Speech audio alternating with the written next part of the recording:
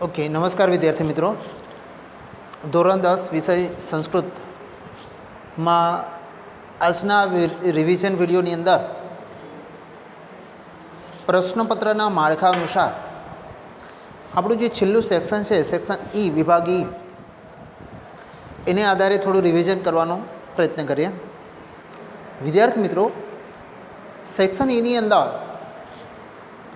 41મો જે એક પ્રશ્ન આવે છે, આ 41મો પ્રશ્ન એ 4 વાક્યો હશે. કોઈ એક પાઠના, ગદ્ય પાઠના 4 વાક્યો હશે. આ 4 વાક્યોને આડાઅવળા વાક્યો હશે અને યોગ્ય ક્રમમાં ગોઠવવાના છે. જો તમે ટેક્સ્ટબુકને સારી રીતે વાંચી હશે, ટેક્સ્ટબુકમાં આવેલા ગદ્યને સારી રીતે વાંચેલો હશે, તો આ વાક્યોને તમે સારી રીતે ગોઠવી શકશો. ટેક્સ્ટબુકમાં એક જ પાઠમાં ઘટનાક્રમમાં વાક્યો ગોઠવો એવો પ્રશ્ન છે પાઠ નંબર 2 એકલામાં. બાકી બીજા કોઈ પાઠમાં છે નહીં. તો એવું જરૂરી નથી બીજા પાઠના જ આવે, બીજા કોઈ પણ પાઠના આવે, પણ એના માટે તમારે એકાદ બે વાર પાઠને શાંતિથી તમે જો વાંચેલો હશે, સમજ્યા હશો તમે, તો એ વાક્યોને સારી રીતે તમે ઘટનાક્રમમાં ગોઠવી શકશો. ઉદાહરણ રૂપે પાઠ નંબર 2ના સ્વાધ્યાયમાં ઘટનાક્રમવાળા વાક્યો ગોઠવવા એવો પ્રશ્ન આપેલો છે. એ તમે જોઈને જાતે પ્રેક્ટિસ કરશો, તૈયારી કરશો, બરાબર. એનું અત્યારે રિવિઝન કંઈ કરાવતો નથી. એના પછી પ્રશ્ન નંબર 42 છે, એ એવો છે, અંશીલ વિભાગ છે. અંશીલ વિભાગની અંદર કોઈ અધર પેરેગ્રાફ આપેલો હશે. આપણી ટેક્સ્ટબુક સિવાયનો કોઈ બહારનો પેરેગ્રાફ આપ્યો હશે, જેને આપણે ગદ્યાર્થ ગ્રહણ કહી શકીએ.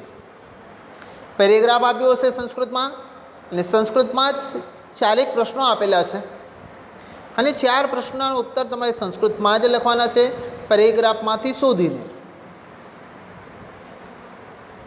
સિમ્પલ હોતા નથી એટલા કે અંદર જોઈને સીધી બેઠી લીટીઓ લખી દઈએ, સાચો જવાબ બની જાય, એવું નહીં હોતું ભાઈ.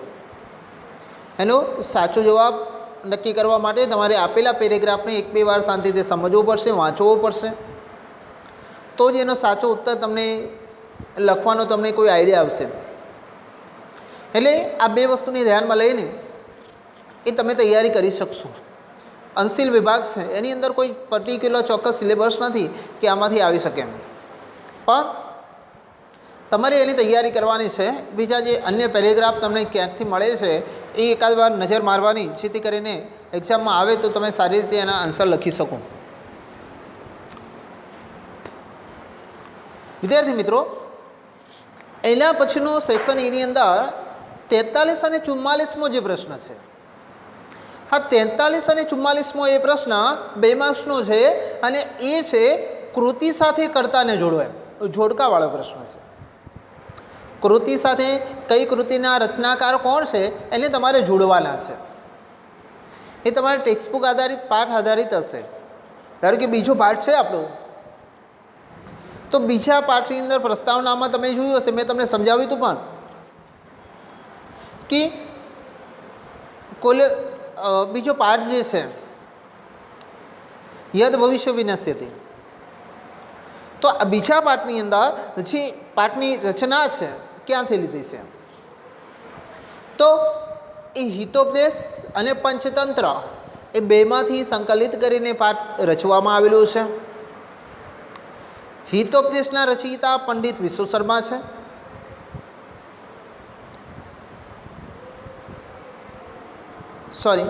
હિતોપદેશના રચયિતા નારાયણ પંડિત છે, જ્યારે પંચતંત્રના રચયિતા એ વિષ્ણુ શર્મા છે. તો આ રીતના કૃતિ કરતા પૂછાય છે. અહીંયા જુઓ બેટા, આપેલું છે પંડિત વિષ્ણુ શર્મા, સામે 3 ઓપ્શન આપ્યા છે. નારાયણ ભટ્ટ, તો સામે 3 ઓપ્શન આપ્યા છે. પંડિત વિષ્ણુ શર્માએ પંચતંત્રની રચના કરી છે. એને જોડવું હોય તો આ પ્રમાણે જોડી શકાય. પંડિત વિષ્ણુ શર્માએ પંચતંત્રની રચના કરી છે, નારાયણ પંડિતે હિતોપદેશની રચના કરી છે, બરાબર. એ આપણે ટેક્સ્ટ બુકમાં પ્રસ્તાવનામાં બધું આપેલું છે. મહાકવિ કાલિદાસની અહીંયા વાત કરી છે. તો મહાકવિ કાલિદાસે આમ તો કાલિદાસના 7 જેટલા સાહિત્યો છે. અહીંયા કુમાર સંભવ એમનું એક આપેલું છે. મહાકવિ ભાસ તો એ દૂધ કટોરગત છે. ચોથો પાઠ આવે છે બેટા, જનાર્દનસ્ય પશ્ચિમા સંદેશ, એમાં મહાકવિ ભાસની વાત આવે છે. તો એ પ્રમાણેની તૈયારી કરવી. એ પછી મહાકવિ દંડીની અહીંયા વાત કરી છે બેટા. મહાકવિ દંડી કે જેમણે શાની રચના કરી? તો 10 કુમાર ચરિતની રચના કરી છે. બાણભટ્ટે હર્ષચરિતની રચના કરી છે. પંચતંત્ર આ જે છે કોની રચના છે? વિષ્ણુ શર્મા છે, પંડિત વિષ્ણુ શર્મા. એ આગળ પહેલાં જોડકામાં આવી ગયું, આપણે જોયું છે. બરાબર છે ને? ઓકે. એના પછી આગળ જોડકું આપ્યું છે. શંકરાચાર્યએ જે રચના કરી છે એ રચનાની અંદર ભવાની અષ્ટકમ 10મું આવે છે ને, 10મું કાવ્ય ભવાની અષ્ટકમ, આર્યસુરે જાતકમાલાની રચના કરી છે. એના પછી હેમચંદ્રાચાર્યએ 12મા પાઠમાં આવે છે. હેમચંદ્રાચાર્યએ શબ્દાનુશાસનની રચના કરી છે. જો બેટા, હેમચંદ્રાચાર્યએ શબ્દાનુશાસનની રચના કરી છે. બાણભટ્ટે કાદંબરીની રચના કરી છે. બરાબર. એના પછી છે વેદવ્યાસે મહાભારતની રચના કરી છે. તમને આ તો ખ્યાલ છે. વિશાખા દત્તે મુદ્રા રાક્ષસની રચના કરેલી છે. મહર્ષિ વાલ્મીકીએ રામાયણની રચના કરી છે. મહર્ષિ પાણિનીએ અષ્ટાધ્યાય નામનું મહાન વ્યાકરણ ગ્રંથની રચના કરી છે. બોધાયન નામના કવિએ ભગવદ જુક્કિયમની રચના કરી છે. 19મા પાઠમાં આવે છે. ભવભૂતિએ ઉત્તર રામચરિતની રચના કરી છે. 20મા પદ્યમાં આવે છે. મહર્ષિ પતંજલિએ વ્યાકરણ મહાભાષ્યની રચના કરી છે. મહાકવિ સુદ્રકે મુચ્છકટિકમની રચના કરેલી છે. વેદવ્યાસે શ્રીમદ ભગવદ્ ગીતાનો અહીંયા ઉલ્લેખ કર્યો છે. મહાકવિ ભાસનું અહીંયા કર્ણભારનો ઉલ્લેખ કરવામાં આવેલો છે. બરાબર. તો આમ કૃતિ અને કર્તામાં આટલા જે આપ્યા છે, એ સિવાય તમારા ટેક્સ્ટ બુકમાં જે આપેલું છે બેટા, એને એકવાર ધ્યાનથી તમારે જોવાનો, સમજવાનો પ્રયત્ન કરવો, તો તમને વધારે ખ્યાલ આવશે. બરાબર. હવે અહીંયા જુઓ, નીચે અંડરલાઇન કરેલા જે પદ છે બેટા, પદાની શુદ્ધાની કૃતબા ગદ્યખંડ પુનઃ લિખિત. મતલબ સૂચના એવી છે, રેખાંકિત પદોને શુદ્ધ કરીને ગદ્યખંડ ફરીથી લખો. રેખાંકિત પદોને શુદ્ધ કરી ગદ્યખંડ ફરીથી લખો. અહીંયા એવું આપેલું છે. હવે આની અંદર આપણે શું કરીશું એ સમજો. આ વસ્તુ મેં તમને 9માં સમજાવેલું છે. વધારે કંઈ સમજાવે જેવું રહેશે નહીં મારા ખ્યાલ મુજબ. અહીંયા જે રેખાંકિત પદવાળો જે શબ્દ છે બેટા, રેખાંકિત પદ છે, એને તમારે શુદ્ધ કરવાનો છે.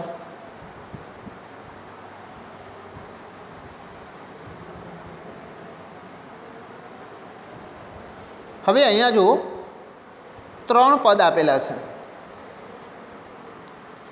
ઇક્રો સાંપ્રતમ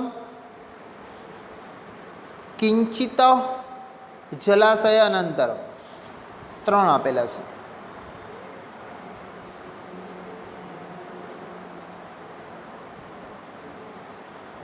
પદ શુદ્ધિવાળા 3 નિયમ છે બેટા.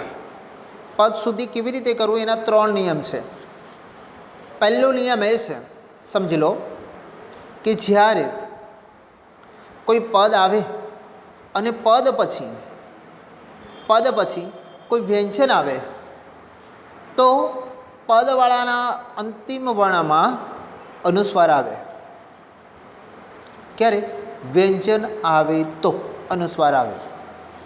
કોઈ સ્વર આવે તો પદના અંતિમ વર્ણમાં મ ખોડો આવે છે. મ આ રીતનો મ ખોડો કરવામાં આવે છે.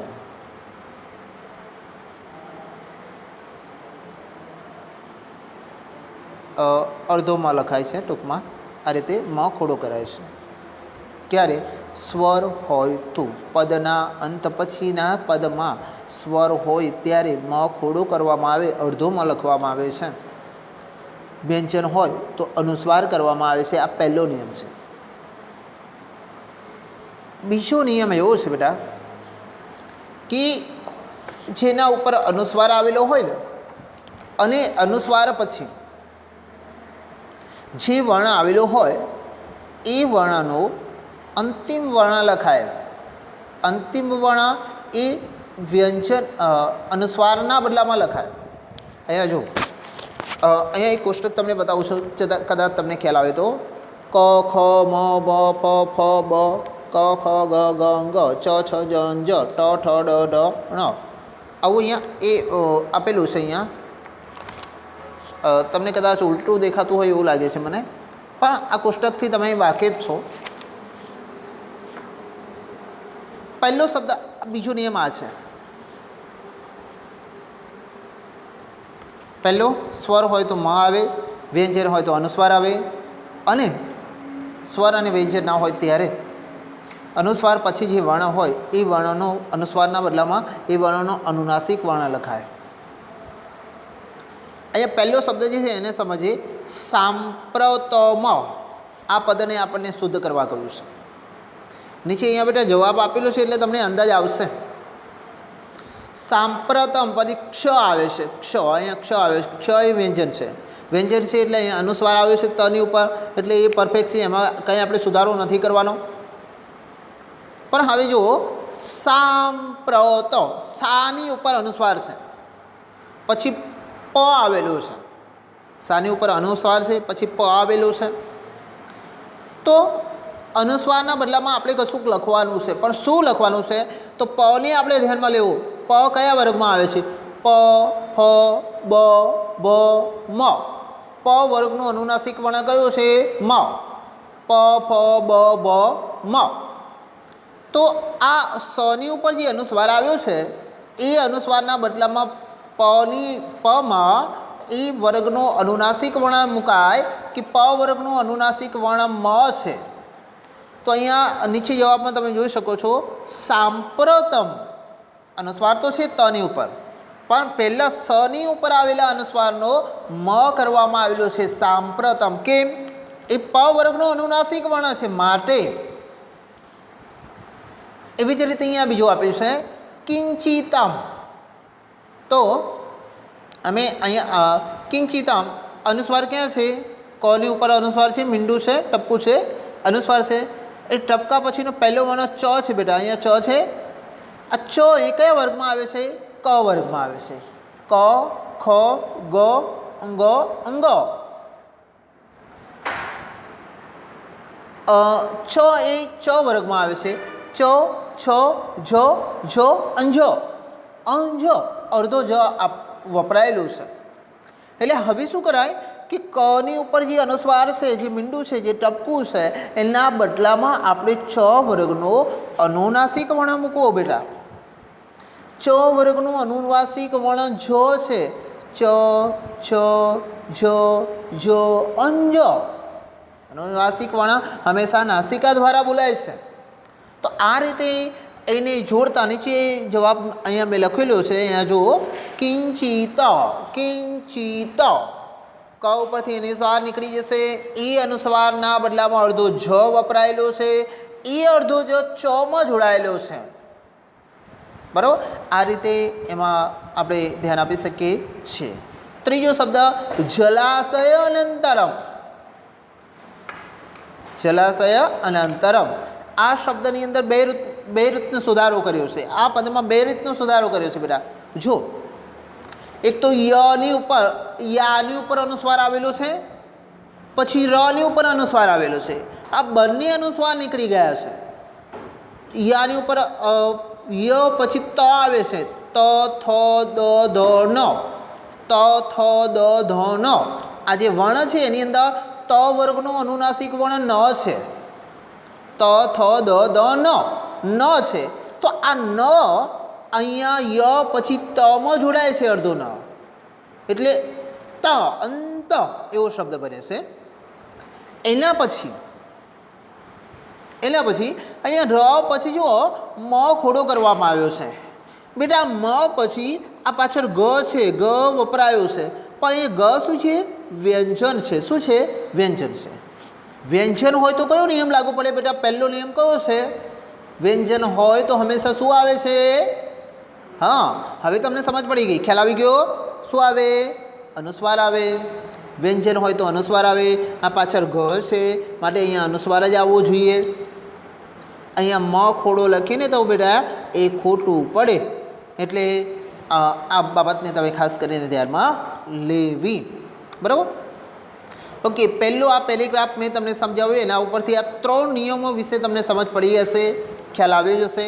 બરાબર? ક્લિયર થઈ ગયું આટલું? ઓકે, બીજા અહીંયા ઉદાહરણ રૂપે મેં 8 થી 10 જેટલા અહીંયા પેરેગ્રાફ લીધા છે. એ તમે આ રીતે ઘરે એ સારી રીતે એવી તૈયારી કરી શકશો. બરાબર ને? અહીંયા જો એક પેરેગ્રાફ લે, વિક્રમસ્ય દ્વાદશ્યા શતાબ્દ્યામાં. તો આની અંદર આ જોઈએ તો શતાબ્દ્યામાં, તો પાછળ અહીંયા મ ખોડો છે બેટા, મ ખોડો કરેલો છે. એના બદલામાં મ ખોડા પછી અહીંયા વ્યંજન આવે છે, તો એ અનુસ્વાર મૂક્યો છે શતાબ્દ્યામ એમ. વિજય અનંતરમ, અહીંયા અનુસ્વાર મૂક્યો છે. વિજયાનંતરમ, તો અહીંયા શું કરાય? ન 2 વપરાય છે, એના બદલે 1 ન કરાય છે. અને ગ્રંથાગારો ડ પી, તો આની અંદર કેવું કરાય છે? ગ્રંથાગારો અપી. કેમ આવું બન્યું? તો એનું મુખ્ય કારણ એ છે બેટા, ગ્રંથાગારો ડપી. એનું કારણ એ છે કે ગ ની ઉપર અનુસ્વાર છે, પછી થ આવેલું છે. થ વર્ગનો અનુનાસિક વર્ણ ન છે, ત, થ, દ, ધ, ન. તો એ થ વર્ગનો અનુનાસિક વર્ણ એ ન છે, માટે અહીંયા અનુસ્વાર હટાવીને ગ ઉપર આવેલા અનુસ્વારના બદલામાં થની અંદર અડધો ન આપણે જોડવો પડે, જે અહીંયા જોડાયેલો છે. બરાબર? ખ્યાલ આવ્યો? આ 2 પેરેગ્રાફ મેં તમને સમજાવ્યા, એના ઉપરથી તમે આ બધા પેરેગ્રાફમાં તૈયારી કરશો. ન ખબર પડે ને તો ફોન કરીને પણ એ પૂછવા છૂટશે, પણ વ્યવસ્થિત તૈયારી તમારે કરવાની છે. બરાબર? ઓકે, હવે બેટા સેક્શન અનુસાર 46મો જે આપણો પ્રશ્ન છે, અંતિમ પ્રશ્ન છે. 46મો અંતિમ પ્રશ્ન છે, એ તમારો અર્થ વિસ્તારનો આવે છે.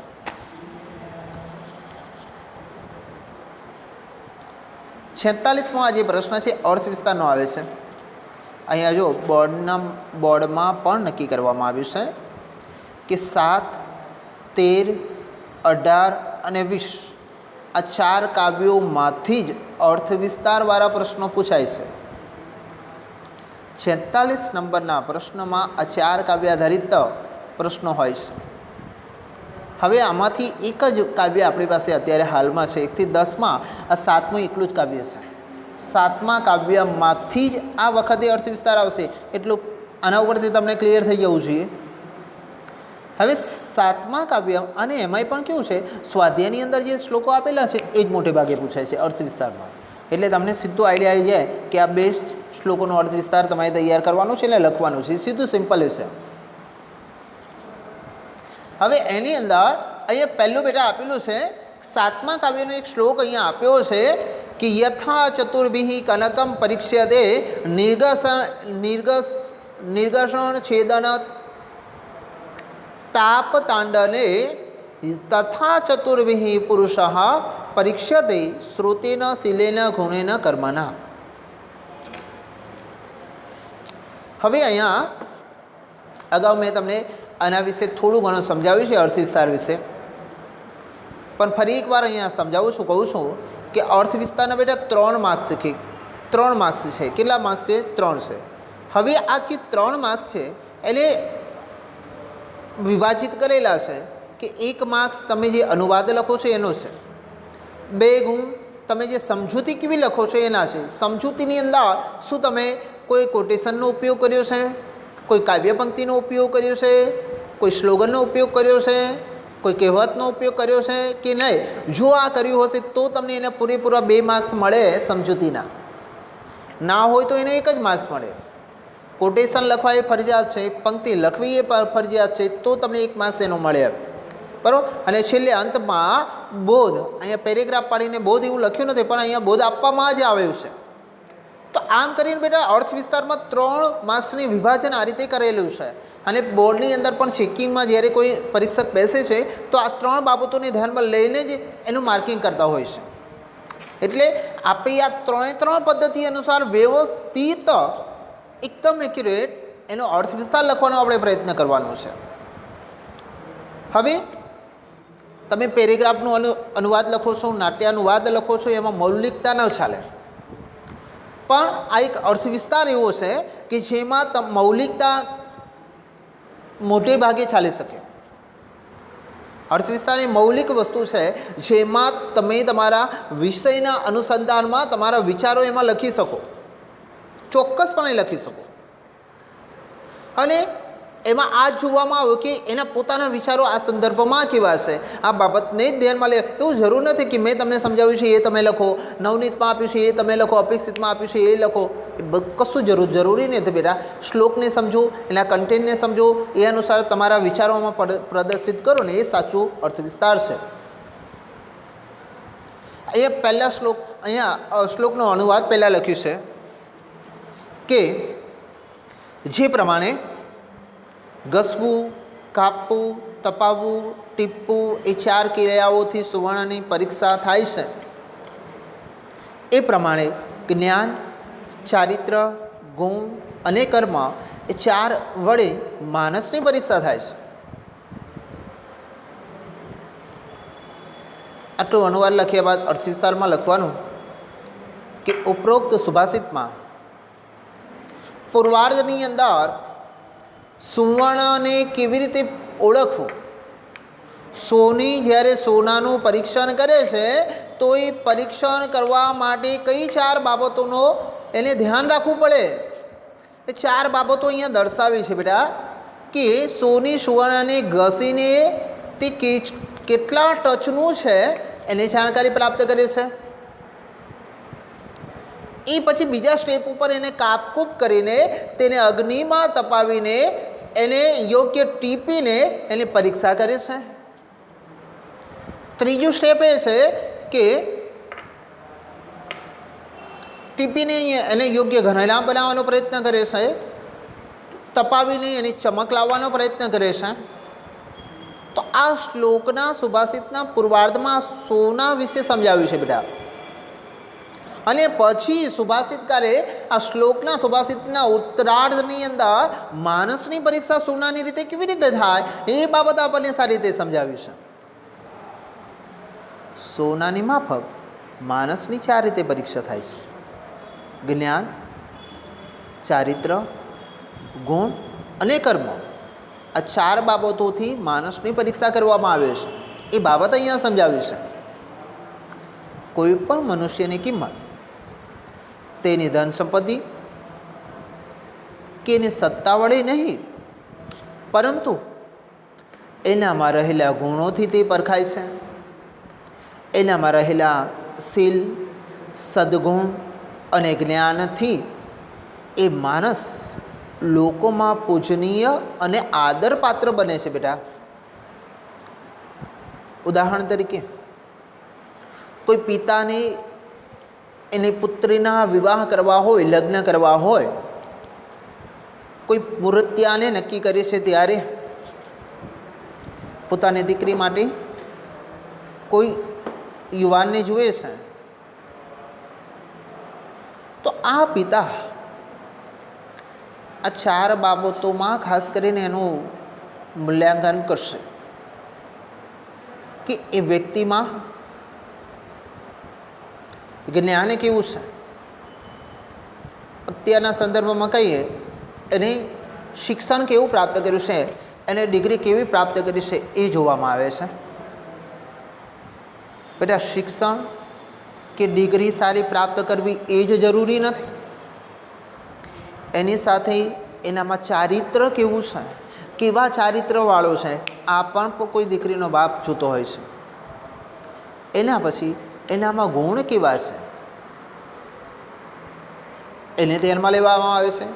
અને છેલ્લા સ્ટેપ ઉપર એનું કર્મ કેવું છે, એની જોબ કેવી છે, એનો વ્યવસાય કેવો છે, એની જોબ છે તો કેવા વ્યક્તિઓ સાથે છે, કેવી રીતે પૈસા કમાય છે, આ પણ જોવામાં આવે છે. એના કર્મને પણ જોવામાં આવે છે. અને ત્યારબાદ કોઈ દીકરીનો બાપ પોતાની દીકરીના વિવાહ એ યુવાન સાથે કરવા માટે તૈયાર થતો હોય છે. તો આમ માણસની વિવાહ માટેની નહીં, પણ ક્યાંક તમે કોઈક સમાજની અંદર જાઓ છો, ક્યાંક તમે ઇન્ટરવ્યૂ આપવા જાઓ છો, ક્યાંક તમે જોડાવા જાઓ છો ધાર્મિક કે સામાજિક સંસ્થામાં, તો પણ આ ચાર બાબતોની ખાસ કરીને બેટા ધ્યાનમાં લેવામાં આવે. આ ચાર બાબતોથી સાચા માણસની કસોટી એ લેવામાં આવે છે, સાચા માણસની પરીક્ષા કરવામાં આવે છે. અને જો આ પરીક્ષામાંથી માણસ પસાર થાય ને તો એને સાચો યોગ્ય માણસ તરીકે, યોગ્ય મનુષ્ય તરીકે એને સાબિત કરવામાં આવે છે, એને ઓળખવામાં આવે છે. તો આ સુભાષિતની અંદર બોધ રૂપે બેટા લખવું હોય તો લખી શકાય. બોધ એવું કરીને તમે ચોક્કસપણે નીચે લખવાનું છે કે આમાંથી બોધ મળે છે, આ સુભાષિતમાંથી બોધ એ મળે છે કે સુવર્ણની માફક ચાર પ્રકારે માણસ પરખાય છે કે વ્યક્તિ જ જીવનમાં ઉન્નતિના શિખરો સર કરી શકે છે. આ ચાર ક્રિયાઓથી જે માણસ પરખાયો લે એવો માણસ એ પોતાના જીવનના ઉચ્ચતમ શિખરોને સિદ્ધ કરી શકતો હોય છે. અને એ જન સમુદાયમાં, એ સમાજમાં અત્યંત માનભર્યું સ્થાન પણ એ પ્રાપ્ત કરી શકતો હોય છે. તો આ બોધ અહીંયા મળે છે કે આપણે પણ આપણા જીવનની અંદર આ શ્રેષ્ઠતમ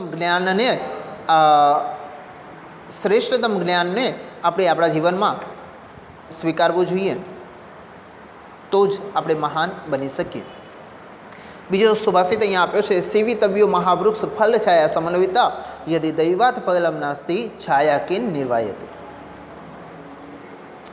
ફળ અને છાયાવાળા વિશાળ વૃક્ષનું સેવન કરવું જોઈએ. ભાગ્ય જોગી ફળ ન મળે તો છાયાને કોણ અટકાવી શકે. અહીંયા પણ પૂર્વાર્ધની અંદર ફળ ઘટાદાર વૃક્ષની વાત કરવામાં આવી છે. ઉત્તરાર્ધમાં કેવા માણસનો સંગ કરવો એ બાબત આપણને સમજાવી છે કે આપણે કોઈક એવા વૃક્ષનું સેવન કરીએ જે ફળ અને છાયાથી વિશાળ અને ઘટાદાર હોય. કદાચ ફળની આશા રાખીએ અને વૃક્ષનું આપણે સેવન કર્યું હોય, પણ સમય અનુસાર, સિઝન અનુસાર એના ઉપર ફળ ના હોય ને બેટા, પણ એનો છાયો મળે ને મળે જ. આંબાનું આપણે વૃક્ષનું સેવન કરીએ, ઉનાળાનો ધગધગતો એવો તાપ ચાલતો હોય,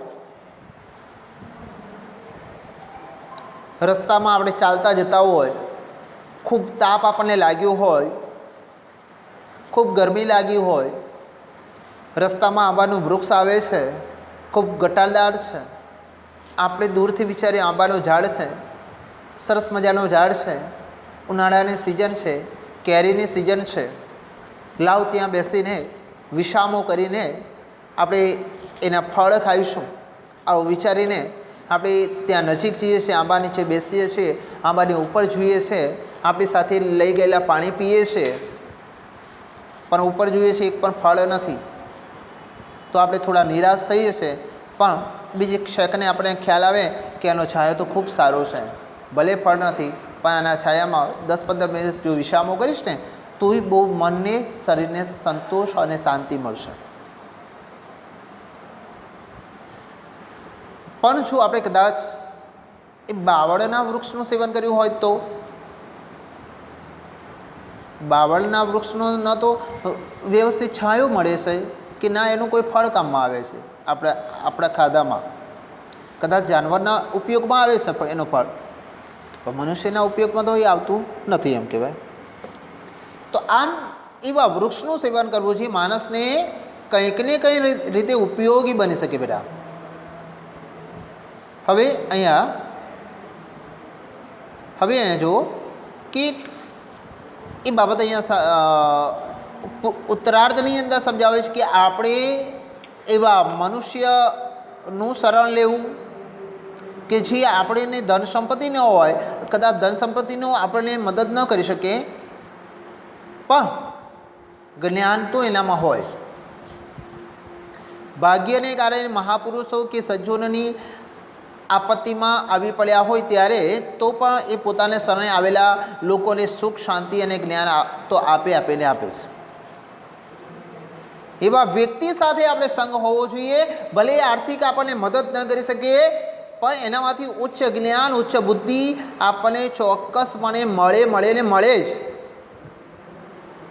એવા વ્યક્તિનો સંગ કરો. મહાપુરુષ સંતો પાસે આપણને આપવા કંઈ ધન સંપત્તિ નથી હોતી, બુદ્ધિ ચોક્કસપણે હોય છે, જ્ઞાન ચોક્કસપણે હોય, અને એ બુદ્ધિ અને જ્ઞાન એ જ સર્વશ્રેષ્ઠ છે. બેટા, હું તો એમ કહું છું, કોઈ મા બાપ પોતાના સંતાનો માટે ધન સંપત્તિ છોડીને નહીં જાય ને તો કોઈ વાંધો નથી, પણ સારા ગુણ, સારા સંસ્કાર, સારું જ્ઞાન અને બુદ્ધિ પોતાના બાળકને વારસાઈમાં ચોક્કસપણે આપવા જ. બુદ્ધિ હશે ને તો એ માણસ શૂન્યમાંથી સર્જન કરી શકશે, જ્ઞાન હશે ને તો એ માણસ શૂન્યમાંથી સર્જન કરી શકશે. જો એની પાસે એનો પિતા એમ કહેવાય કે 10, 15, 20 લાખની સંપત્તિ મૂકીને ગયો હોય, પણ એમાં જ્ઞાન નહીં હોય, એનામાં બુદ્ધિ નહીં હોય ને, તો 5 વર્ષમાં એ બધું સપાસાટ કરી દેશે.